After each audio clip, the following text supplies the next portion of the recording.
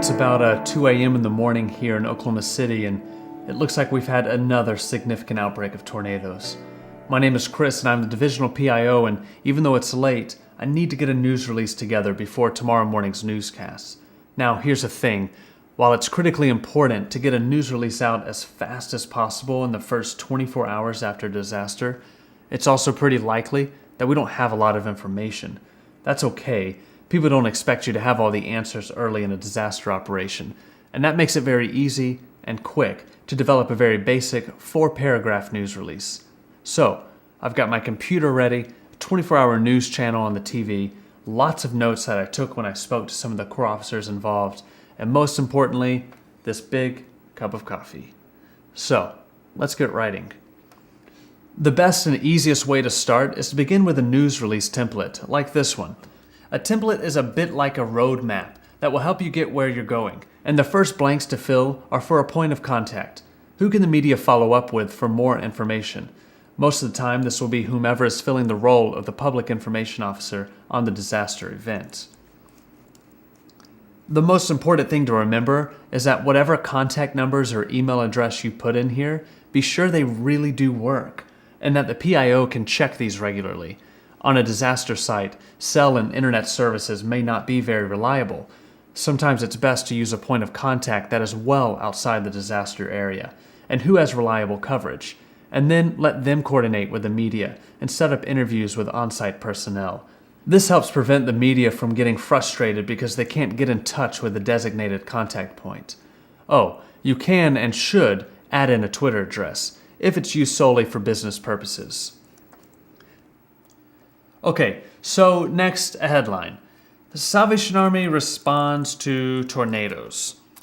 That, my friends, is an awful headline. While it may be accurate, it doesn't tell us a whole lot. A great headline provides information and contains key words that people are likely to search to get more information. This is better. The Salvation Army of Oklahoma responds to widespread tornado outbreak. This headline answers 3 core questions. Who is responding, to what, and where? Your headline should do the same.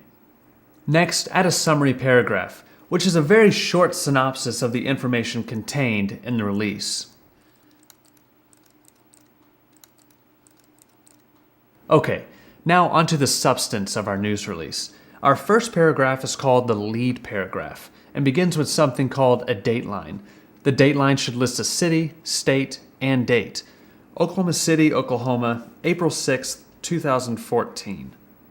The city should be where the incident occurred, unless of course the event covers multiple areas, like this one, in which case you'll want to use the city where divisional headquarters or your incident command post is located.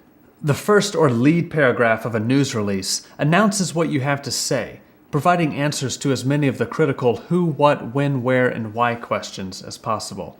These are the questions your readers care about. Most importantly, keep the lead paragraph compelling and simple. State what happened and what the Salvation Army is doing about it. And here's what I came up with. Our lead paragraph clearly describes the Salvation Army's response efforts so far and provides a bit of perspective on this incident. I got the number of canteens deployed from my phone call to the divisional EDS director, and the rest, well, I generalized after watching the local news channel, which has been showing pictures of the damage most of the evening. Your next 2 paragraphs should provide a bit more details about the Salvation Army's relief efforts. Include details that support your story, add interest, or reinforce what you're trying to say. These can include quotes from key staff or disaster survivors, statistics, or service locations. Since this is early on in a disaster, it's hard to have a whole lot of details, or any statistics yet, but that really doesn't need to be the focus. Instead, I want to highlight the fact that the Salvation Army is present and responding to this emergency, and add in a quote that brings a bit of the human element into the story. For a disaster news release, the 4th and final paragraph is generally a call to action. It can be a call to support the specific disaster relief effort, or if the event is very small, a call to support the overall work of the Salvation Army in the community. It is best to always include at least 3 ways for people to give: by telephone, by mail, and online, and to have this giving information planned out long before the disaster occurs. If you have one, a text-to-give number may also be added.